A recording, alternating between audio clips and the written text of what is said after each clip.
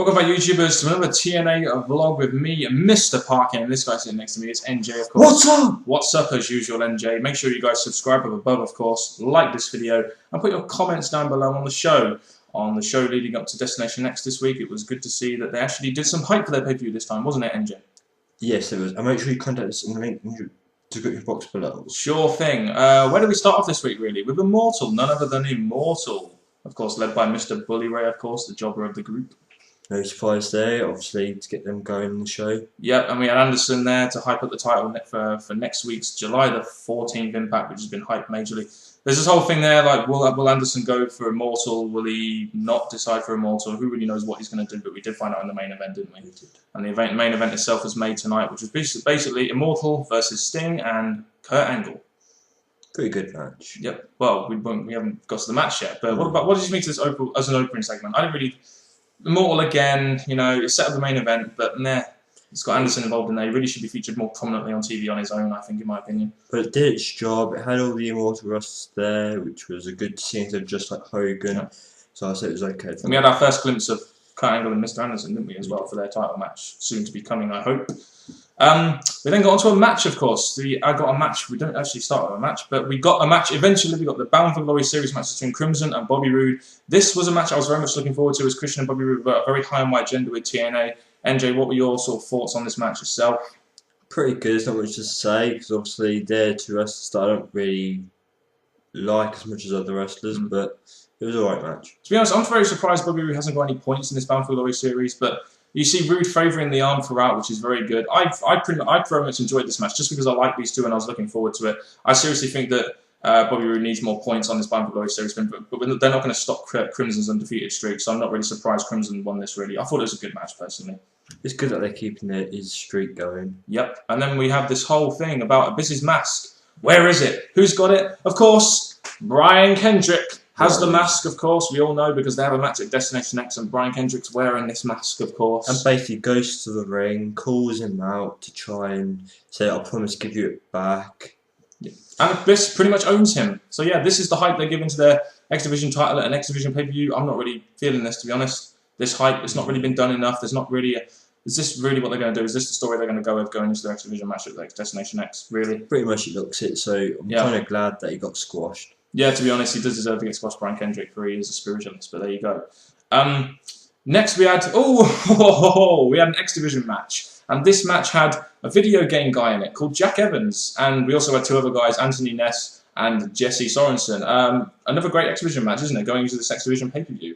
Yeah, it was a pretty good match. Yeah. Jack Evans did all sorts of flips and twists and everything a video gamer really loves about flipping, I guess. But I particularly liked him. He was the only one that got an entrance. All of them got some hype, which was good, I thought. And again, it's great hype going into this Destination Next Fatal 4-Way match where one of them gets a contract. God, I hope he gets a contract. He was amazing. Again, the thing I like about ExDivision Match is the flips and that. So the fact that they were put on pretty well in this match, I'd say it was a good match. And Jack Evans wins with a 630 splash. I've never seen that move before. Have you, NJ? Somewhere I've seen it down the line before, but I can't remember when. But it was a good way to finish. Yep, I did very much enjoy this match. It was a constant theme throughout TNA tonight. I did enjoy most of their matches, except the main event. But we'll go on to that later. Then we have more hype at Destination X. We had Doug Williams of the British Invasion saying that he's going to make an open challenge at Destination X. And we finally get our Ultimate X match going into the Destination X pay-per-view. Finally, 3 days before this pay-per-view, we finally get a fucking Ultimate X match, which is glad to see finally. We have Shannon Moore versus Robbie versus Amazing Ray versus Alex Shelley in an Ultimate X match for the #1 contendership. So this is a decent match to have in an ExDivision pay-per-view. I thought personally anyway. Any thoughts on that particular segment, really? Okay, so next we go on to... I don't know why this match was on Impact. I still think they should have saved this match for a pay-per-view. Velvet Sky versus ODB and Jackie. And if Velvet wins, ODB and Jackie would be fired. It's the kind of thing you want to see at a pay-per-view, am I right? And are any of these booked at the pay-per-view?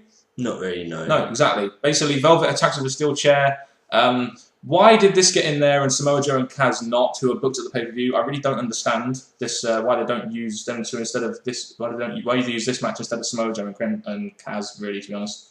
Well, the thing I was kind of disappointed was, as much as the match was okay, not the best knockout matches. No. I would have liked to maybe have seen Mickie James in it because obviously she's one knockout I like to watch. She could have probably made this match a bit more exciting than what it was. Yeah, my counter argument would be: is she booked at the pay-per-view? No. It doesn't really matter. Some of these aren't even booked for the pay-per-view. I know, but they're continuing prominent feuds, I guess. I don't really know, but I just say if she's not booked to the pay-per-view, don't have her on the go-home show. It's the same with this match. I would say don't have this match on the go-home show, really. I'd say I'd have say Kazarian and Samoa Joe in a segment or something, rather than this, personally. That's what I think, anyway. We then have a match which I was very, very much looking forward to going on this. It involves 4 guys at the Destination X pay-per-view, so accomplishment there, TNA. We had RVD versus AJ Styles versus Christopher Daniels versus Jerry Lynn. And I wasn't expecting this to be a tag match. I was expecting this to be a fatal 4-way match. But they still did their job in the tag match because everyone seemed to face everyone. And Jerry Lynn really did show he still had it, in my opinion. Man, I didn't really watch it for Jerry Lynn. I watched it for the other 3. Yeah, I mean, I watched it for the other 3 as well. But Jerry Lynn surprised me in this fact that he could actually sort of move in the ring and perform at an ExDivision level, in my opinion. So I was very pleased with this match. All the wrestlers got some shots in. Great hype for the pay-per-view. What more can you ask for TNA? They've got 4 great wrestlers there that can put on great matches, and you've got 2 of them in them and 2 matches at the pay-per-view. What more can you want? And the thing I liked about this match is that the winner was Rob Van Dam. I don't know. I think it should have been AJ or Daniels, but that's just my preference, I guess, because I just like him better. I just think Rob Van Dam, AJ and that already big in TNA. Rob Van Dam needs to go back and show that he's still got it. Yeah, and of course, as you just heard from Ninja there, Rob Van Dam wins with the Frog Splash. I love this match, personally. I can't wait to see these 2 matches at the pay-per-view, the people that were involved here. Great hype at the pay-per-view, once again. I'll say TNA, they've done that very well recently, in my opinion, better than WWE. The next, we get another BFG match. NJ, what does BFG stand for again? Bound for Glory. Oh, you got it right this time! Well done, my friend. Well done, son. He's finally getting this. It's Devon and Pope versus Matt Morgan and James Storm, and immediately before this match, I thought Morgan was going to win this match, personally. It would be good to see, because obviously I really, really don't care about Devon anymore. No. Why? I've got 2 questions here. Why is Pope allowing Devon to get the win? And why is Devon winning matches in this series? I really don't understand why they're using Devon to get points. He's above AJ Styles. He's above all sorts of people. He's above loads of people. Samoa Joe hasn't even got any points yet. Why are they making Devon win these matches? Surely Matt Morgan should have won this, in my opinion. Yes, he should have. Yeah, definitely. He's one of our preferred wrestlers to have won this. Achieved nothing, in my opinion, in this match. Don't really know what's going on. They're mixing too many storylines together, in my opinion. We got another Jarrett promo. Why is he on TV when he's in Mexico?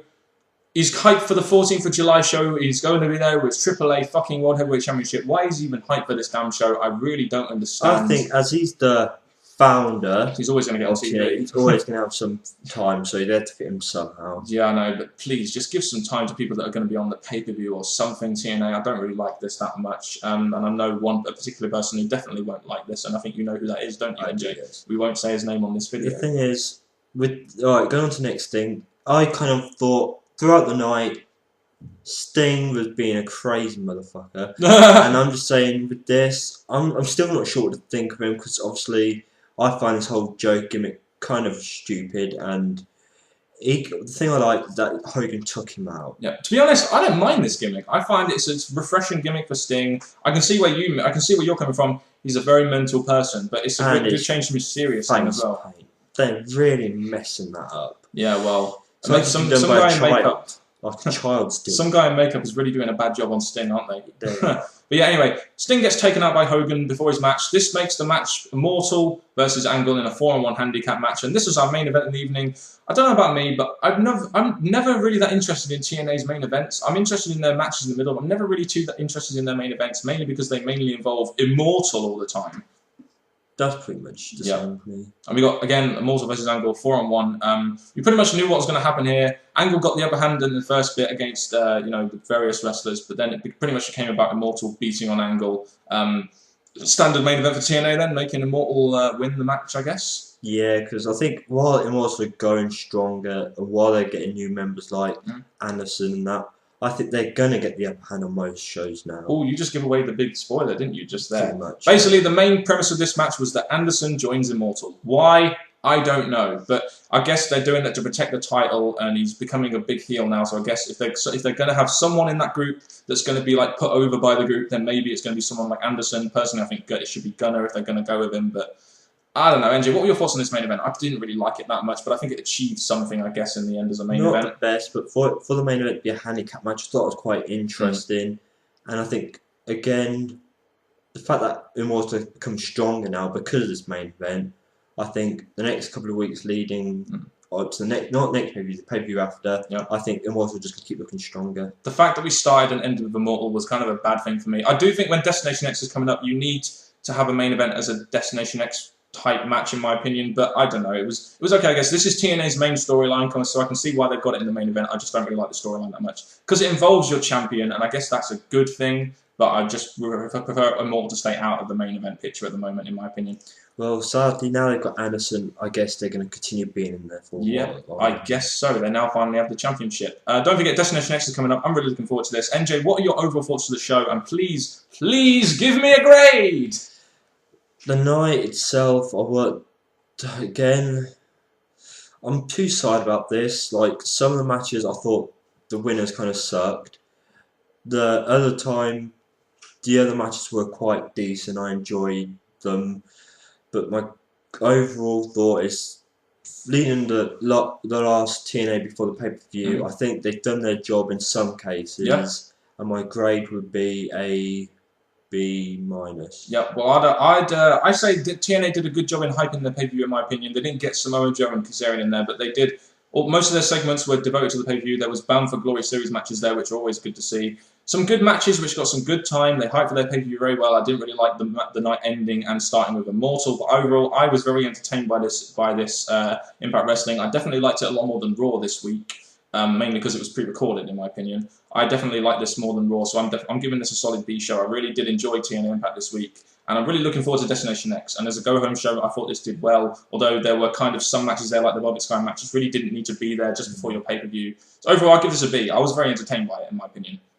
Again, I was very entertained. Again, this brings me back to why I say from the very start, before we start watching TNA, why TNA is not that great for me. Okay, fair enough then. We all have our opinion on TNA, NJ. I'm personally enjoying it at the moment, but we can agree to disagree on that one, I guess. We want to know your thoughts. You've heard our thoughts on TNA Impact Wrestling. We want to know your thoughts, of course. Make sure you put your thoughts in the comment section down below. And from me, Mr. Parkin, and this guy sitting next to me, which is NJ. What's up? Man, that What's Up is such a great gimmick now, isn't it, NJ? I need to use my Anderson gimmick a lot more, don't I? But there we go. That has been it from us. The British Fist, NJ. I want to do this with you because I love doing that. Where the money is at. The British Fist, baby. That is it from us, and goodbye.